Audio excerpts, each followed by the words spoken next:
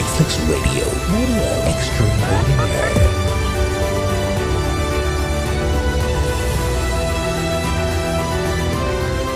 Reflex Radio. Extraordinaire.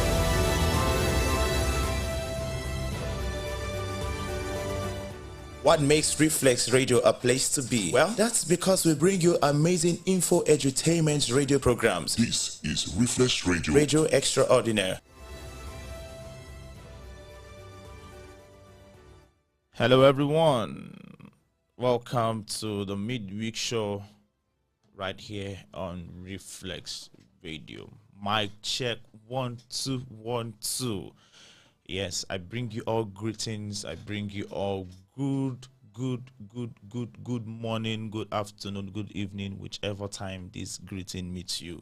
This is the midweek show, and of course, it is your favorite audio visual online radio extraordinaire, radio for everyone, Reflex Radio. If you're just meeting me for the very first time, my name is David Ibiam. It's nice to meet you. Yeah. It is a beautiful day. The weather is fair. I hope you all enjoyed your holiday. All right, so today on our show, we would like to talk about our health. We want to talk about our health, and I have a doctor who would be joining me shortly. He would be joining me via the phone line. Let me try and reach out to him. He will be joining me via the phone line. We want to talk about something very, very important this morning, and I would love every one of you to join us and do well to invite everyone else. Tell everyone that Reflex Radio is live. And we are talking about cancer. Yes, a very, very important subject to talk about. We are talking about cancer this morning. I'd like to quickly announce that for every one of you, this platform is open to every one of you who have a program, an interview, a podcaster, you're a presenter, you want to join us, you want to take advantage of this platform to display that which you want, you can reach us. This platform is open for everyone to join us. I think I have our doctor, my guest is with me already this morning. Hello, good morning, sir. Can you hear me? Hello, good morning. Yes, I can hear you. Can you hear me? Yes, I can hear you loud and clear. Ladies and gentlemen, our guest is with us this morning. I'm so excited. Thank you very much. His name is Dr. Babatunde. Thank you very much for joining me this morning. It's my pleasure. All right. So I'm just going to give a brief about our guest this morning so that every one of you would know him. Please prepare down your questions. If you have questions, you have contributions, you can put them down. You can put them down at the comment section. So get your questions ready, get your contributions ready, get your pen, your paper, get set. Just get ready. And please ensure to share this live broadcast. Let everyone know. Please invite everyone by sharing the link. All right, so quickly, without taking much of our time, Dr. Adewumi Babatunde Enoch, MB, BS, MPH, set in VAI, VILI, is the Chief Executive Officer of Quinta Health.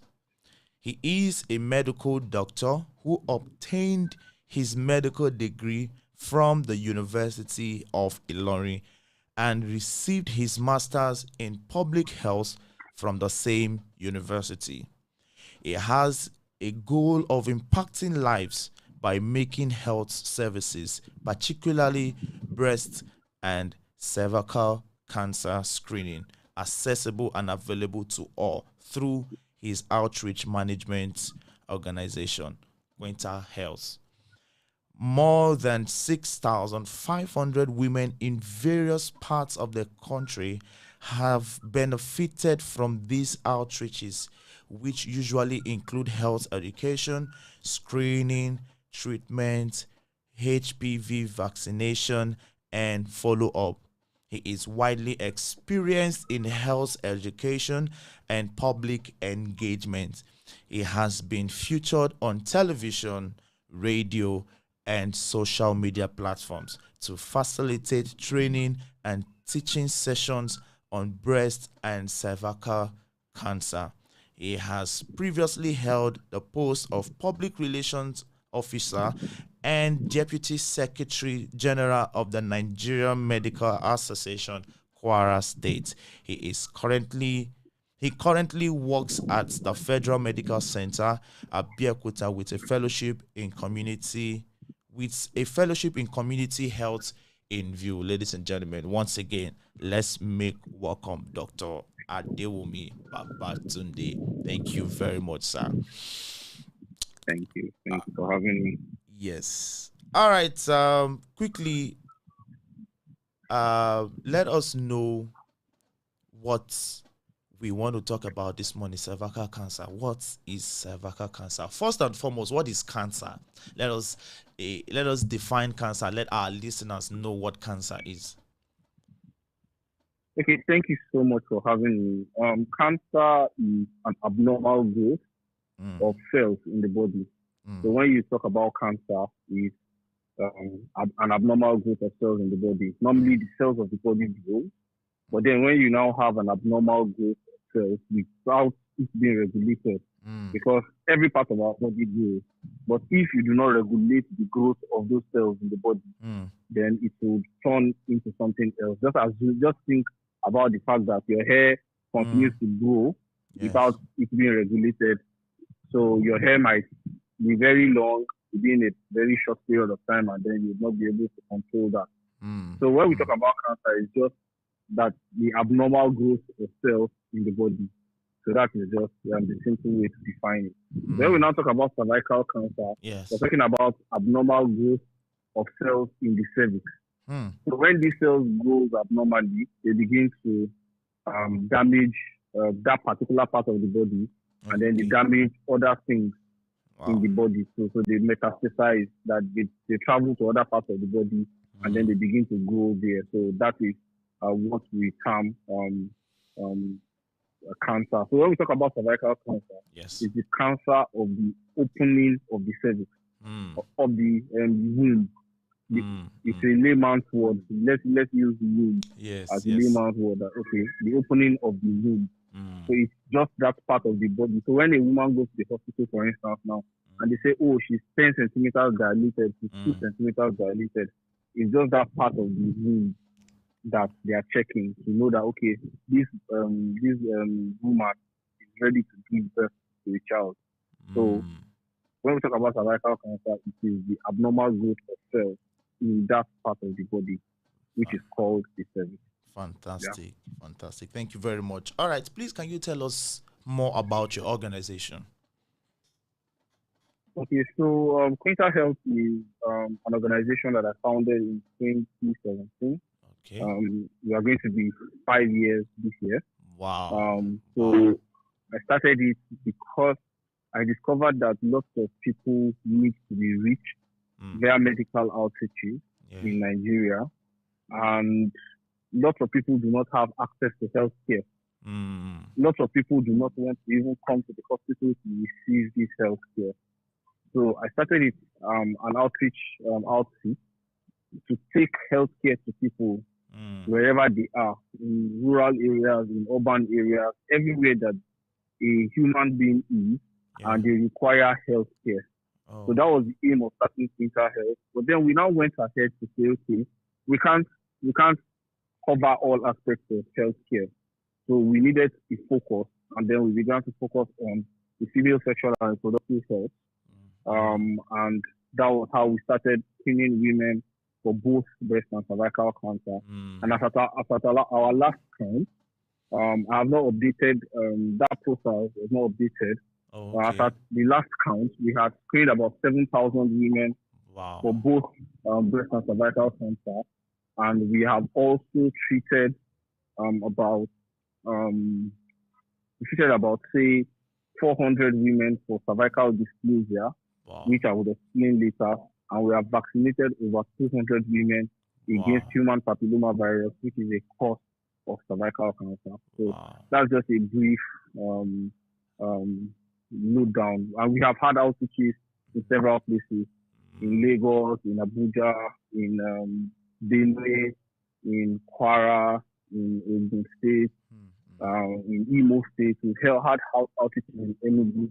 We've had outreaches in almost all the geopolitical zones in Gombe. That's in the far northeast, in almost all the geopolitical zones of Nigeria. Yeah.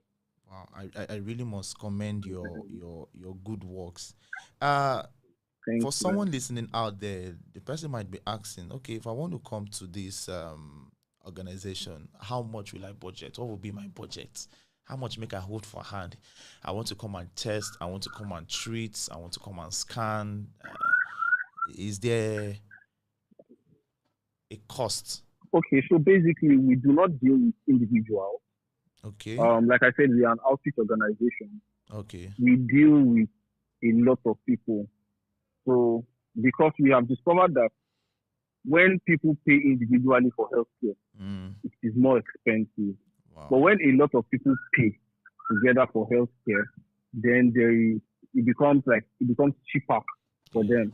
So there's this thing that we call risk pooling in medicine, and this risk pooling means that we want a lot of people to come together. So let's assume that most of the outreaches that we do, it is like an individual that sponsors it, maybe like a philanthropist, an organization sponsors and say, okay, come and help me screen 100 women. It's going to be cheaper for us to be able to screen 100 women than for us to screen one woman at a time. So what we do is we do our outreaches anywhere. So for instance, now you want to hold an outreach, you don't even have a room to use for the outreaches. You don't even have a space. All we just need is a piece of land. As long as there's a land, we can do our outreaches. But we have tents that are covered where we can do outreaches, where we can screen people, and their privacy will be maintained. So if you check our social media handles on Twitter, on Facebook, on Instagram, you'll see that we have those tents that we do outreaches in the public outside, where people, where there is no space. So all we just need is for you to give us a space, and then we'll do the outreach. So basically, we don't deal with individuals. Okay. We just deal with, okay, you want us to screen people in your environment, then we come there, and then we'll do it. Yes. Fantastic. We are going to go back to more of what your organization do. For our listeners out there, what causes cervical cancer? Okay, so the cause of cervical cancer is in medicine, we would say the cause is not known. But there are some factors that have been associated with it and that have strong associations with it. So for instance, now, the first thing that has a very strong association and has been implicated in about 85% to 70% of the cases of cervical cancer is the human papilloma virus. It is a virus that is gotten via sexual intercourse. And it doesn't have to be a penetrative sexual intercourse. Wow. And for that kind of sexual intercourse, condom does not protect because this virus is found on the skin and the mucosal membrane. So while you are trying to have a non-penetrative sexual intercourse, there could be a way that the virus could be pushed and it hits the cervix. Wow. And then that becomes like an issue and pushes the virus to that place. So most of the time, this virus gets to the cervix, causes a particular change in the cervix. For a particular percentage of people, their body is going to fight this virus and take it off. But for some people, the bodies will not fight the virus, and it will progress to cause what we call dysplasia. That is like a precancer lesion in the cervix. And once this precancer lesion is formed in the cervix, it begins to affect the cervix. And then if it is not intervened, if the treatment is not done to it, the precancer lesion now becomes cancer at the end of the day. So, but for a lot of people, the precancer lesion also goes back. But for some minute set of people, the precancer lesion does not also go back. So that is the number one step of number one risk factor of the cervical cancer. The other risk factors of cervical cancer is multiple sexual partners. So if you Wow. have multiple sexual partners, or your multiple sexual partner, or you have a partner who has multiple sexual partners, the Yeah. possibility of you getting the human papilloma virus that leads to cervical cancer is pretty high. Mm. So that is another risk factor for that. Then the other risk factor for it again is smoking. A lot of Smoking. people like, yes, smoking. Smoking is actually a risk factor for a lot of cancer, Yes. Yes. of True. which cervical cancer is one of them. So a lot of people will be like, oh, me, I don't smoke. All I take is shisha. Shisha, nicotine, all those things, they are the same thing. As if So the shisha is moment more, you, smoking is more righteous than shisha.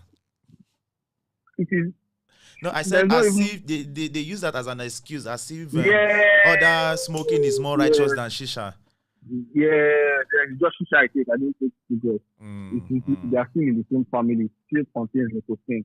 And that's what that does is that it weakens the collagen in the body, and it also now causes your immune system to go down. And the moment those two things are present, there's a possibility of having cervical cancer. Another thing is long-term use of combined oral contraceptive pills. Okay. If you use oral contraceptive pills, combined oral contraceptive pills for more than 5 years, then you could be at risk of so many cancers. Wow. So those are like just and then early age of coitus. When we talk about coitus means the age you start having sex. And that is just reasonable because the earlier you start having sex, the more possibility that you are exposed to human papilloma virus, which can cause the cervical cancer. And also multiple pregnancies also have been associated. And the fact is it's just a common sense association that the more pregnancies you have, the more sex you have. So everything is just aligned towards more sex and early sex and that. So that's just those are just the risk factors associated with cervical. I quickly want to ask, are there symptoms? Like, is there a particular way you feel? Probably headache, body pain, temperature of the body. Are there symptoms to this thing called cervical cancer? Is there any symptom Okay, at so all?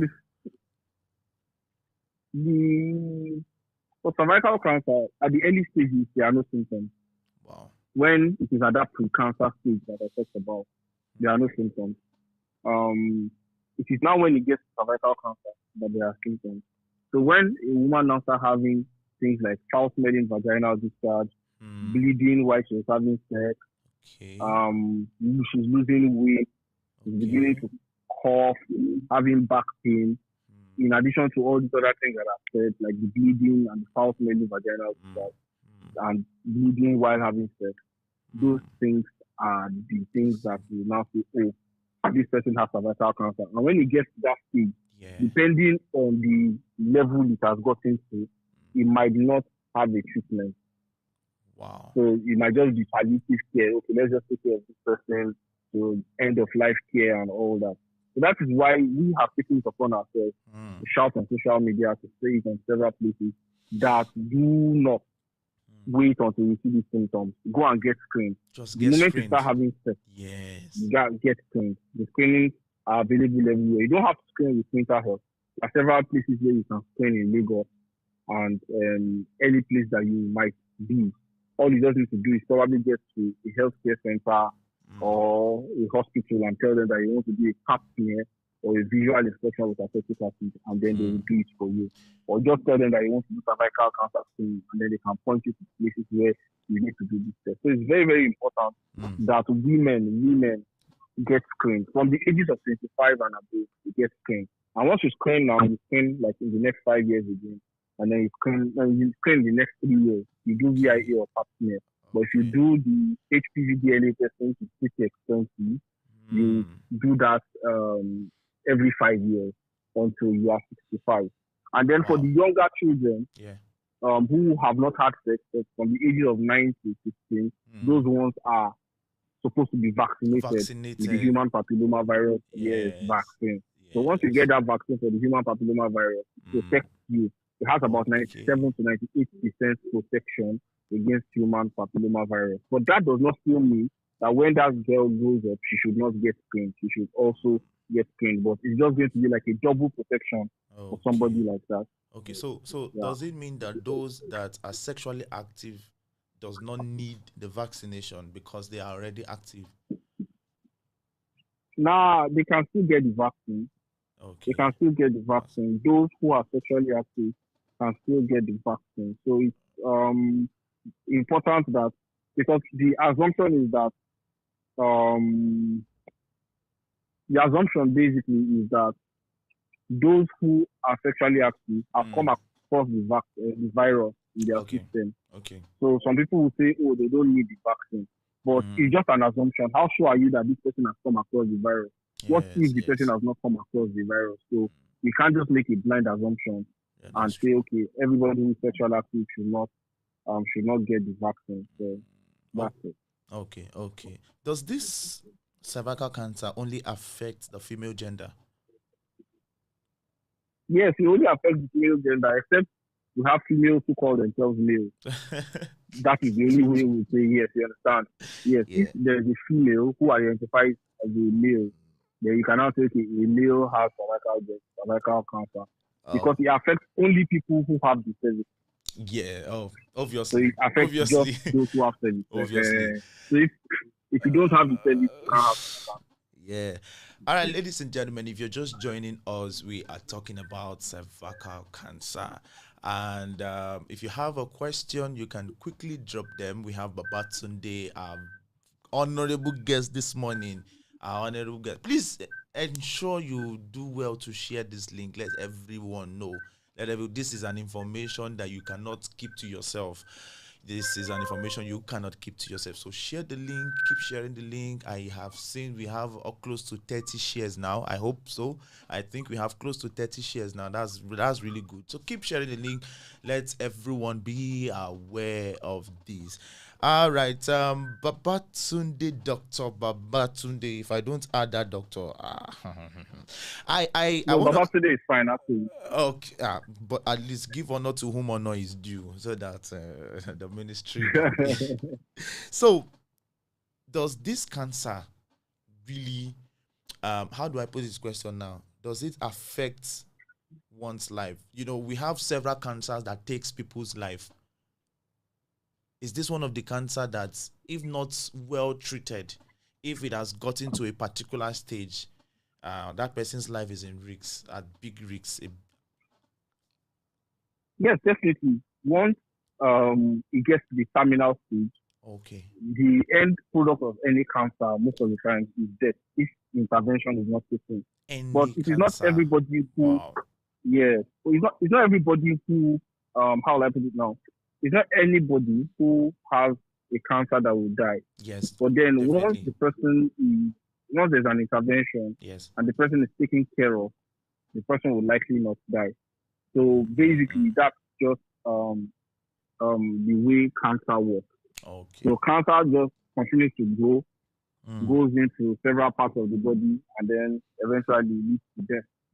So, but the good news is, if this is gotten early, some stages of cervical cancer can actually even be treated.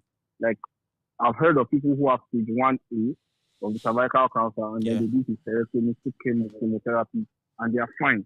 But once it gets to that terminal stage, because lots of people keep it to themselves, you just hear somebody saying, "Oh, I started menstruating again," like a 50-year-old woman, to start menstruating again and keep it to herself. When an old woman, I made a tweet some time ago, and I said that if someone who has attained menopause who now starts bleeding again, it is not resumption of menses. It is a bad thing. So anybody who has stopped menstruating, like has reached menopause and now starts menstruating again, that person should definitely go to the hospital for a checkup. Because one of the most likely things that could be cervical cancer. So it's very, very important that women pay close attention to things like that. So it can affect somebody's life. I have known people who have died of cervical cancer. They are in pain, excruciating pain, and then their quality of life is totally reduced before they die. So it's very, very important that those things are put into consideration. All right. Quickly, let us talk about preventive measures. How can it be Mhm. prevented? Yes. Okay, so I have actually mentioned some of the preventive measures while I was talking. One of the Oh, preventive okay, okay, measures okay. is to not have multiple sexual partners, just have safe sex. That's very important. Another um, way to prevent it again is one of the things that we are doing now, educating people. So people have information and then they don't do the things they are not supposed to do. Yeah. Another way to prevent cervical cancer basically is through vaccination. So Yes. vaccinating Yeah. children between the ages of 9 and 15 who have not been exposed to sexual activity. Yeah. In countries like Australia, for instance, now, Okay. through vaccination, they have reduced drastically their cases of cervical cancer, and they are going towards eradicating cervical cancer, which means that they have not had a case of cervical cancer in Mm. the past like 5 years. So those are the kind of things that we want to hear in Nigeria, and hopefully those kind of things will happen. Another thing that you can do to actually prevent cervical cancer is screening. So you Screening. Okay. screen Yes. women, yeah, and when you screen them, those that are positive, you treat them. There are treatments available for people who are positive, who have cervical dysplasia and are positive. Okay. You can use a thermal ablation, you can use chemo, you can use cryotherapy, you can use the lip excision. There are so many methods of treatment. Some people will undergo surgery, Okay. hysterectomy, and all that. So if the person has a stage, the pre-cancer stage, then it can be treated and it will not progress to cancer. So those are Amazing. the levels of prevention. Yeah, those are the prevention strategies against it, basically. All And if right. the person has cancer already, then they Mm. can be treated with chemotherapy, radiotherapy, and Mm. surgery also can be a way to do that. Okay, okay. Thank you very, very much. That was really, really a very insightful, very, very, very, very informative. Let's go back to your organization. What are the challenges that you've Okay. faced so far? Well, basically, most of the challenges that we have faced has been um, financial because most of the Okay. money we spend Yeah. on training and the activities that we do has been out of our own personal pocket. It's Yeah. not Wow. not like we've gotten major support Wow. and major grants. So most of the things that we do has been from our own pockets and some of the partners that we have also gotten. We have Okay. some partners who okay want to screen people in their area, and Yeah. then they tell us, okay, we want to screen people. How can we go about it? And Okay. then we help them get the screening done. So, basically, those are the ways in which we talk from. Um, if we have the funds that we need, we have what ideas that we can do people. Currently, we are doing a training for medical students. Okay. Because of the after strike, obviously they are at home, Yeah. and then we have decided to say, okay, we need more hands. Yeah. We need more people to know how to Volunteers. train people. We have about 200 million Nigerians, and Yes. more than half of that are women. Mm. So we as mental health cannot train everybody. But Okay. our plan is to ensure that everybody like around who have the skills. Because one of the things we do in the organization also is to train. We have Train. Okay. trained more than 50 nurses and health workers in this act, and currently we are training about 60 medical students in the act of cervical cancer screening. So those are the kind of things that we do. So basically, all we just need is for people to support us, and basically, the support in terms of resources, finances, to carry out these outreaches anywhere we want to do them. Okay. Thank you. Thank you very, very much. How You're welcome. can we reach you? How can your organization be reached? Your social media handles, your phone numbers, even your account number in case, I mean, there's someone out there who wants to say, okay, yeah, I love what these people are doing. I'd love to be a contributor. I'd love to bless your people with some hard currencies. How can we reach you? Your social media handles.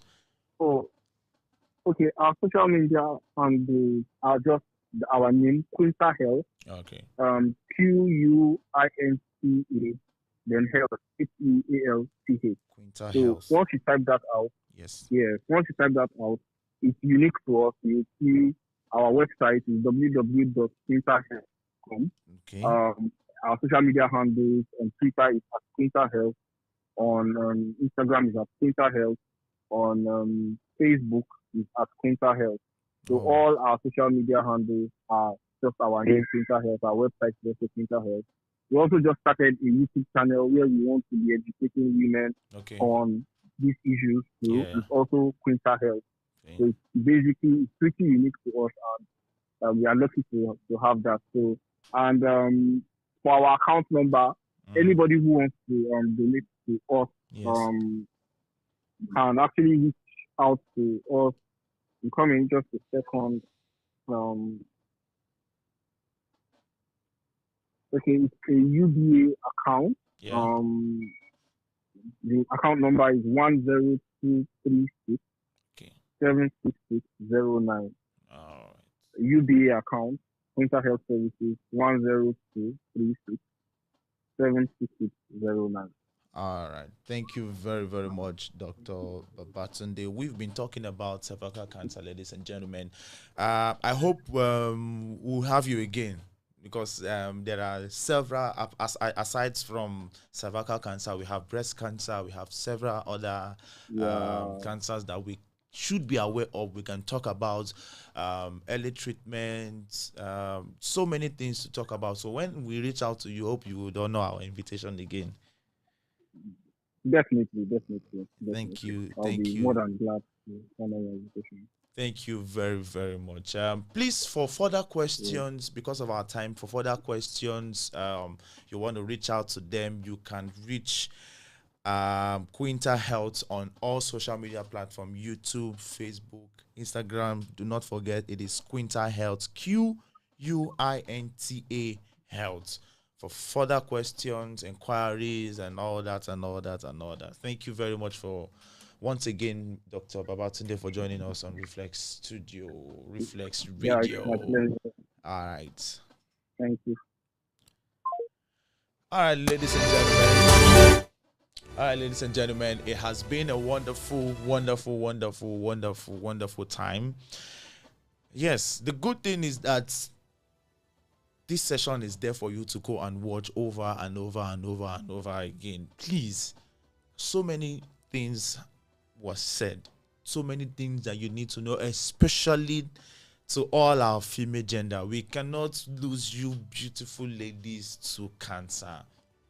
You need to consciously live a good health. You need to be conscious about your health. You need to be conscious about the things you do, the things you take in.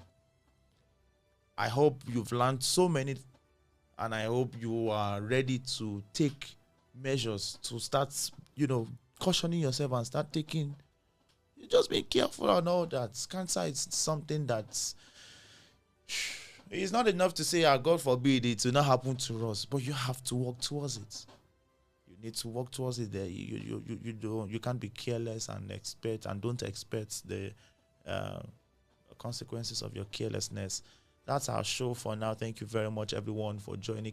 Please keep sharing this session. Keep sharing this live session. Keep sharing it and share it until the whole world is aware and until the whole world sees it. Thank you very much for joining us. God bless you all. See you all at the very second session. We'll be talking about politics. Yes, the APC, the PDP, Funke Akindele, the Muslim ticket and all that. So we'll be talking about politics at the second session, which is the roundtable discussion of the midweek show. So for now, it is a goodbye. Thank you. God bless Nigeria.